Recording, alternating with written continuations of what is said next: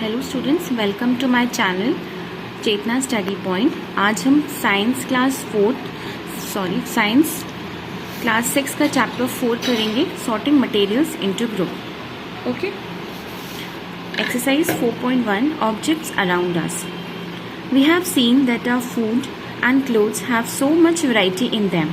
Not just food and clothes, there is such a vast variety of objects everywhere. हमने देखा starting के chapters में क्या कि हमारे खाने में और हमारे कपड़ों में बहुत तरह तरह की वैरायटी होती है। सिर्फ खाने और कपड़ों में नहीं, बहुत सारे ऐसे ऑब्जेक्ट्स हैं जिनमें वास्ट वैरायटी प्रेजेंट है। We see around us a chair, a bullock cart, a cycle, cooking utensils, books, clothes, toys, water, stones and many other objects. All these objects have different shapes, colors and uses. हमारे आसपास हम देखते हैं कि बहुत तरह तरह के ऑब्जेक्ट्स मिलते हैं। ठीक है, बहुत सारी वैरायटीज़ होती हैं, जैसे कि chair, bullock cart, cycle, cooking utensil, books, toys, stones. ये जितने भी ऑब्जेक्ट्स हैं, ये इन सब के शेप्स अलग होते हैं, कलर अलग होते हैं और इनके यूजेस अलग होते हैं। तो हमारे आसपास की चीज़ें देखने से हमें ये पता चलता है कि ये सब डिफरेंट वैरायटीज़ होती हैं। Okay, look around and identify objects that are round in shape. अपने आसपास देखिए और पता लगाइए कि ऐसे कौन से ऑब्जेक्ट्स हैं जो कि राउंड होते हैं। अब राउंड कौन कौन से ऑब्जेक्ट होते हैं? आपकी बॉल हो गई, ठीक है, मार्बल्स हो गए छोटे छोटे जिससे हम खेलते हैं, हमारी क्लॉक हो गई। क्लॉक बहुत शेप्स में आती हैं, जो हम अपने घर में घड़ियाँ लगाते हैं, अलग अलग शेप की होती है, उसमें से कुछ राउंड शेप की भी होती हैं। Okay, if we include objects that are nearly around, our list could also include objects like apple, orange and earthen pitcher. ठीक है, अगर हम और चीज़ें देखें अपने आसपास तो उसमें क्या है, एप्पल, ऑरेंज, एक घड़ा, ठीक है, ये सब भी कैसे होते हैं? राउंड होते हैं।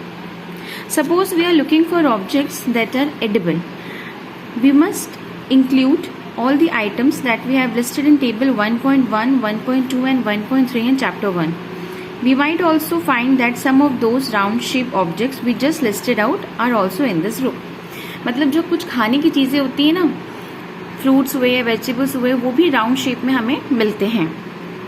ठीक, इस तरीके से हम क्या करेंगे, हम अलग अलग तरह के, अगर हम शेप्स की बात करें तो राउंड शेप का, सर्कल शेप का, रेक्टेंगल, ट्राइंगल, स्क्वायर, बहुत तरह तरह के शेप्स में भी चीज़ें हमारे आसपास प्रेजेंट होती हैं। हम उनको क्लासीफाई कर सकते हैं इजी। क्लासिफिकेशन क्या होता है? चीज़ों को अलग अलग ग्रुप में रखना। और हम क्लासिफिकेशन क्यों करते हैं? ताकि हमें कोई भी चीज़ आसानी से मिल सके। हमें किसी भी चीज़ के बारे में पढ़ना है या जानकारी लेना है तो हम उसे ईजिली पढ़ सके। मान लो हमने कॉलम तैयार किया, वहाँ पे हमें लिख दिया राउंड,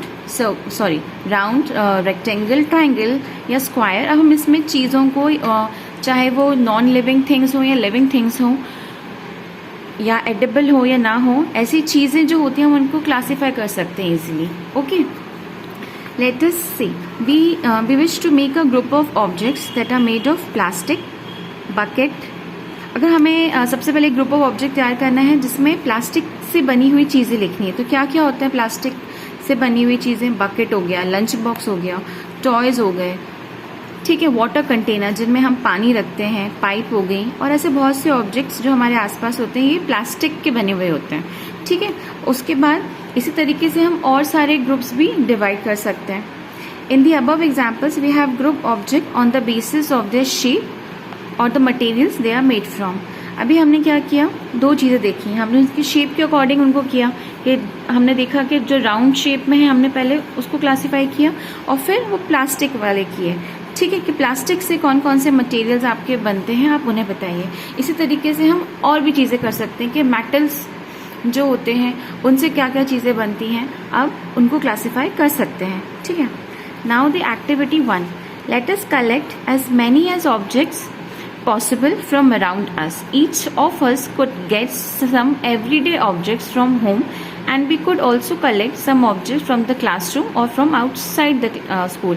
चलिए हम एक छोटी सी एक्सरसाइज करते हैं। हमें अपने आसपास, हम हमारे घर के बाहर या जब हम स्कूल जा रहे हैं, आप लोग जब स्कूल जाते होंगे तो आपने बहुत सी चीज़ें होंगी जो आप डेली नोटिस करते होंगे आपके स्कूल में, आपके क्लासरूम में और आपके बाहर। ठीक है, बाहर के प्रेमाइस में। अब उन सब चीज़ों की एक लिस्ट तैयार की है। अब क्या क्या देखते हैं हम? चौक देखते होंगे आप लोग। ब्लैक बोर्ड होता है, ठीक है, जिसमें आप with the help of chalk आपको पढ़ाया जाता है। पेंसिल, आप सब स्टूडेंट्स के पास में होती है पेंसिल, ठीक है। नोटबुक, रबर, डस्टर, और क्या है? Hammer, nail, soap, spoke of a wheel, bat, match box, salt, potato. ये कुछ चीज़ें जो आप अपने आसपास डेली आपको देखने को मिलती होंगी, या फिर इन चीज़ों के अलावा भी और भी आप एग्जाम्पल्स लिख सकते हैं, ठीक है। इनमें से बहुत सी चीज़ें हैं जो आपके क्लासरूम की हैं, जो कुछ क्लासरूम की नहीं है। कुछ ऐसी चीज़ें होती हैं जो आप अपने क्लासरूम से ला सकते हो, जैसे कि चौक हो गया, नोटबुक्स हो गए, पेंसिल हो गया, आप इनको लेके आ जा सकते हो। मगर कुछ चीज़ें ऐसी होती हैं जो अपने रास्ते में देखी होंगी, जैसे कि trees, wall, doors, tractor, road, ये सब चीज़ें हम घर में नहीं ला सकते हैं, ठीक है। आपको क्या करना है? Separate all object from this collection. जो भी जितने भी आपने एग्जाम्पल लिए ना, इसमें से आपको सेपरेट करने हैं कि which things are made from paper और वुड। इनमें से वुड की कौन कौन सी चीज़ें हैं, पेपर से बनी हुई चीज़ें कौन कौन सी हैं, ठीक है। This way we have divided all objects into 2 groups. हम 2 ग्रुप में डिवाइड कर देंगे। One is made from paper and another is made from wood. One group has the objects that are made from paper और wood, while the other group has the objects that are not made of these materials। एक group होगा जो कि paper और would say बने हुए objects के होंगे, मतलब ऑब्जेक्ट्स होंगे इन मटेरियल से बने हुए, और दूसरा ग्रुप होगा कि जो कि इन मटेरियल से नहीं बना होगा, ठीक है, वो किसी और ही चीज़ से बने होंगे। Similarly we could separate the things that are use for preparing food. इसी तरीके से हम किस चीज़ में भी क्लास सेपरेशन कर सकते हैं कि हमें खाना बनाने के लिए किन किन चीज़ों की ज़रूरत पड़ती है, हम उस चीज़ को भी क्लासीफाई कर सकते हैं। Let us be a little more systematic. List all objects collected in a table. 4.1 ये टेबल है। आप इस तरीके के एक टेबल बना लेंगे। Objects and the materials they are made of. First column में लिखेंगे ऑब्जेक्ट, सेकंड में materials they are made of. आप अपने आसपास जितने भी आपने मटेरियल कलेक्ट किए हैं, आप उन ऑब्जेक्ट्स को लिख लेंगे।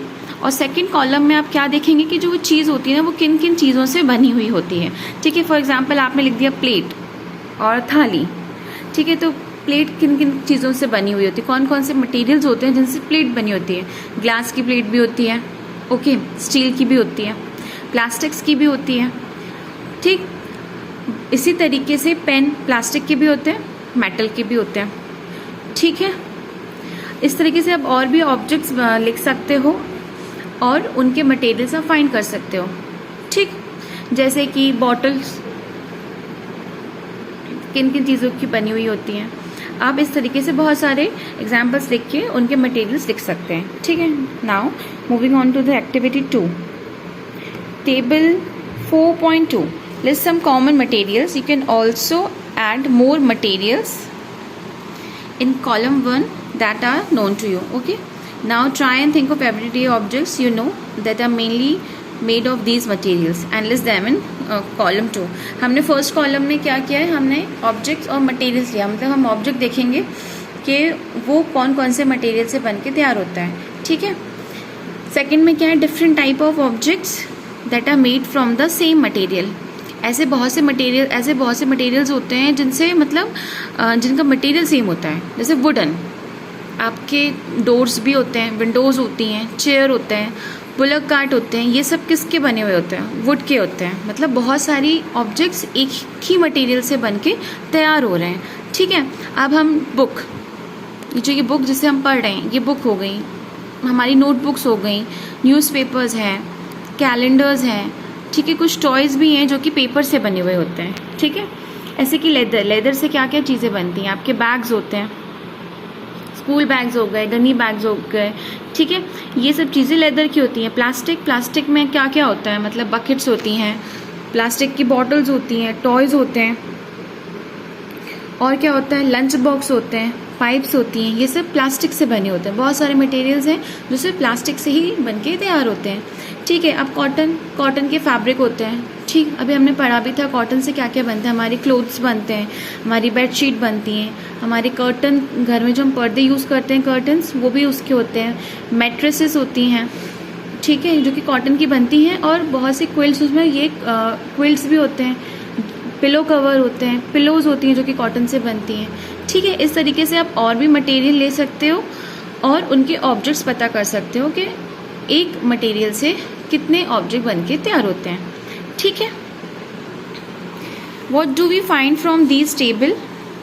First we grouped objects in many different ways. हमने क्या देखा? हमने ऑब्जेक्ट्स को बहुत सारे डिफरेंट वेज में ग्रुप किया। We then found that object around us are made of different material. हमने क्या देखा कि जो हमारे ऑब्जेक्ट्स हैं, पहले जो टेबल 1 था उसमें हमने क्या देखा, जो हमारा ऑब्जेक्ट है वो बहुत सारे मटेरियल से बन के तैयार हुआ है। एट द सेम टाइम हमने ये भी देखा कि जो एक ऑब्जेक्ट होता है वो बहुत अलग अलग मटेरियल से भी बन के रेडी हो सकता है। जैसे हमने देखी कि हमारी जो प्लेट है वो किन किन मटेरियल से बन के तैयार हो रही है, स्टील, ग्लास, प्लास्टिक। ठीक, मतलब एक ऑब्जेक्ट बहुत सारे मटेरियल से बन के तैयार हुआ है, means an object is made of a single material. And on the other hand we see that an object could also be made of many materials, and then again one material could be used for making many different objects। और एक material से भी आप बहुत सारे objects बना सकते हैं। ठीक है, now what decide which material should be used for making any given object? It seems that we need to know more about different materials। ठीक है ना, अभी हमने क्या देखा कि एक ऑब्जेक्ट जो होता है हमारा, जो एक ऑब्जेक्ट है वो डिफरेंट मटेरियल से भी बनता है, and on the other hand एक मटेरियल से हमारे डिफरेंट ऑब्जेक्ट्स भी बनते हैं। ठीक है, N object is made up of a single material also, and on other hand a material is use for making different objects. ठीक है, अब जो ये मटेरियल्स हैं इनकी प्रॉपर्टीज क्या होती हैं? ठीक है, अब हम प्रॉपर्टीज ऑफ मटेरियल पढ़ेंगे। Have you ever wondered why a tumbler is not made with a piece of cloth? आपने कभी ऐसा सोचा है, जो टम्बलर, जो घड़ा होता है वो, या फिर जो ग्लासेस होते हैं जिसमें हम पानी को रखते हैं, वो कपड़े से क्यों नहीं बने होते हैं? उसमें हम कपड़े का मतलब मट का घड़ा या क्यों नहीं बनाते हैं? ठीक है, ये देखते हैं क्यों नहीं बनाते। Recall our experiment with pieces of cloth and also keep in mind that we generally use a tumbler to keep a liquid। हमारे कुछ एक्सपेरिमेंट्स थे जो हमने क्लॉथ के साथ करके देखे थे चैप्टर 3 में, और हमें ये भी पता है कि जो टम्बलर होता है वो यूज्ड होता है जनरली पानी रखने के लिए, ये लिक्विड मटेरियल रखने के लिए। ठीक है, अगर हम टम्बलर को कपड़े का टम्बलर बनाएंगे तो उससे जो भी पानी होगा ना वो पूरा गिर जाएगा नीचे। इसलिए जो हमारा टम्बलर होता है, जो घड़ा होता है, मटका होता है, वो किन किन चीज़ों से बना होता है? वो ग्लास का होता है, या तो प्लास्टिक का होगा, या मेटल का होगा, या दूसरे मटेरियल्स का होगा जो कि पानी को होल्ड कर सकें, उससे पानी गिरे नहीं। ठीक है, it would not be wise to use paper like material for cooking vessels. ये कोई समझदारी की बात नहीं होगी कि आप कुकिंग वेसल्स जो हैं हमारे, आप वो पेपर जैसे मटेरियल से बनाएं। ठीक है, We choose a material to make an object depending on its property।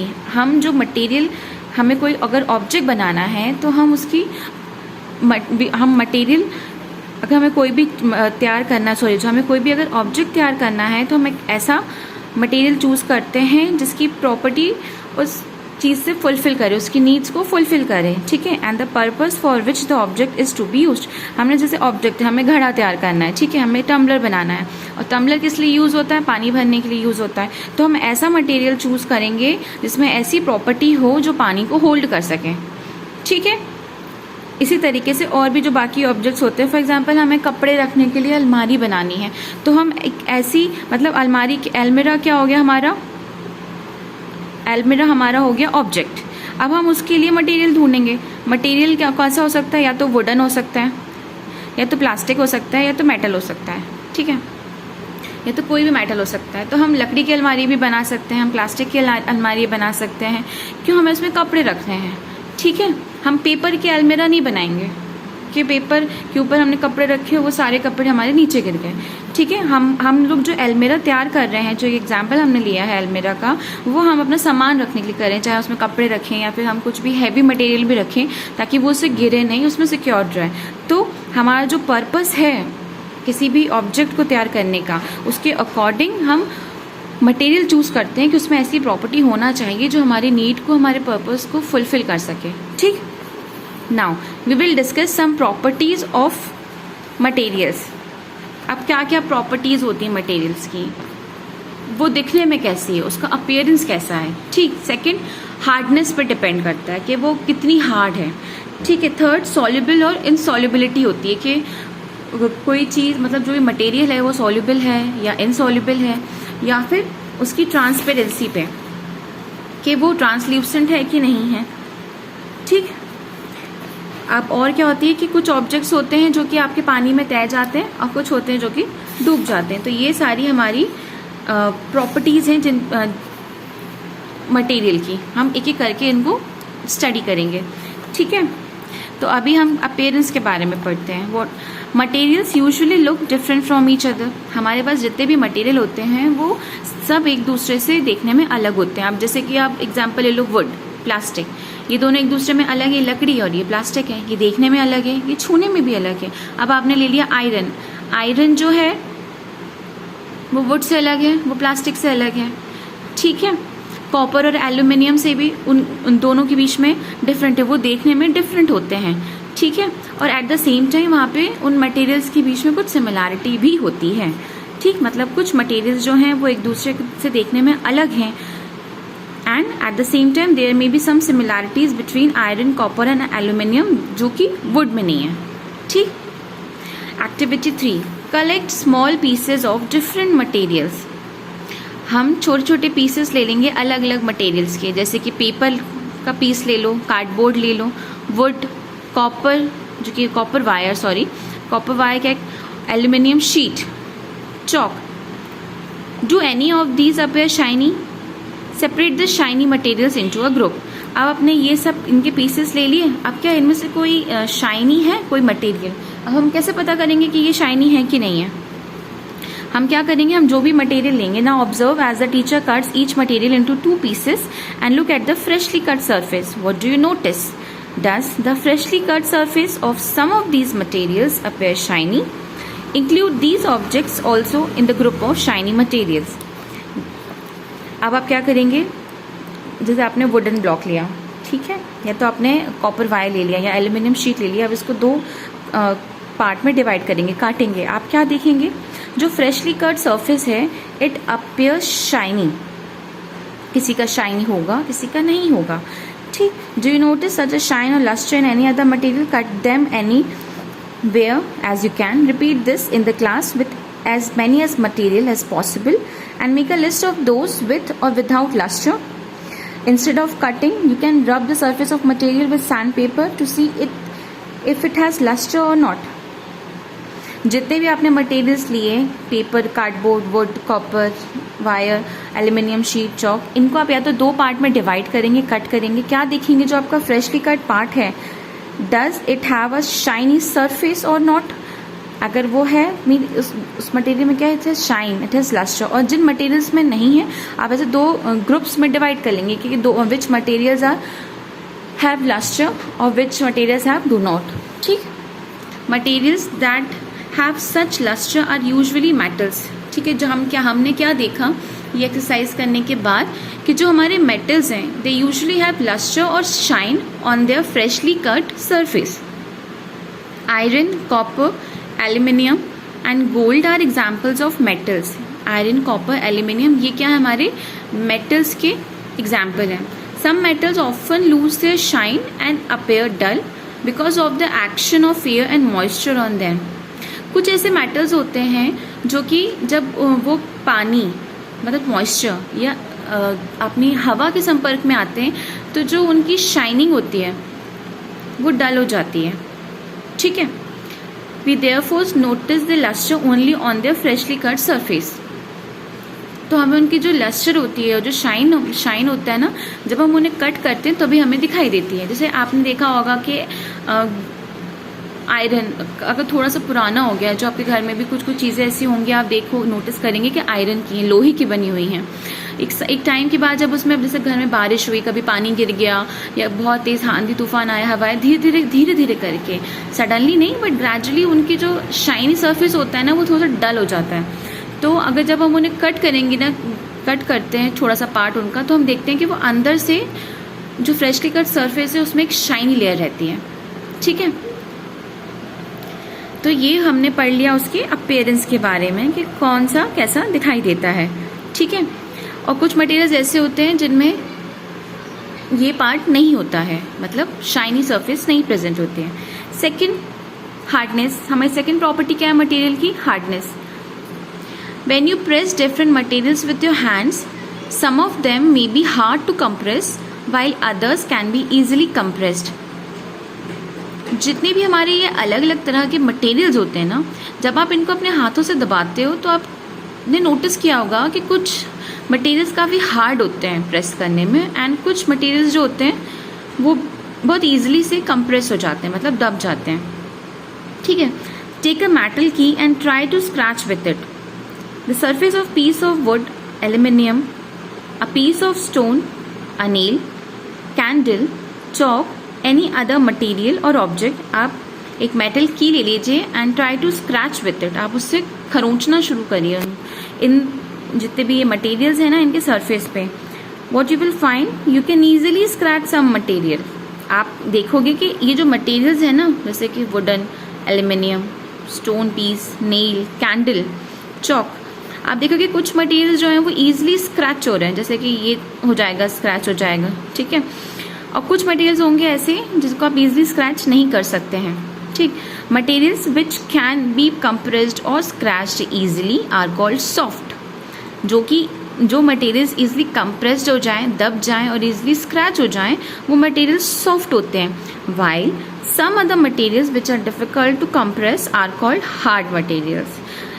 On the other hand, which materials, जो मटेरियल्स आप कंप्रेस करने में या स्क्रैच नहीं हो रहे हैं ईजिली, वो हार्ड होते हैं। फॉर एग्जाम्पल, कॉटन और स्पॉन्ज इज सॉफ्ट। जो कॉटन है और जो स्पॉन्ज है ये सॉफ्ट है, जैसे चॉक सॉफ्ट है, अब वो भी स्क्रैच हो जाती है इजिली। कैंडल स्क्रैच होता है। While iron is hard. Iron आपका कंप्रेस नहीं कर सकते हो आप कभी एक लोहे की कील लेके देखना, क्या वो आपके हाथों से दब जाती है? नो। क्या उसको आप स्क्रैच कर सकते हो? नो। ठीक है, तो बेस्ड ऑन हार्डनेस यहाँ पे दो तरह के मटेरियल होते हैं। एक तो सॉफ्ट मटेरियल होता है जो कि ईजिली कंप्रेस और स्क्रैच हो जाता है, उसका एग्जांपल है cotton and sponge. And some materials हैं जो कि हार्ड होते हैं, जो कि ईजिली कंप्रेस नहीं होता है, एग्जांपल इज आयरन। ठीक, in appearance material can have different properties. अब उनके अपीयरेंस में, मतलब वो जैसे दिखते हैं उसमें उनकी डिफरेंट प्रॉपर्टीज होती हैं, जैसे कि लस्टर, हार्डनेस, रफ और स्मूथ। ठीक है,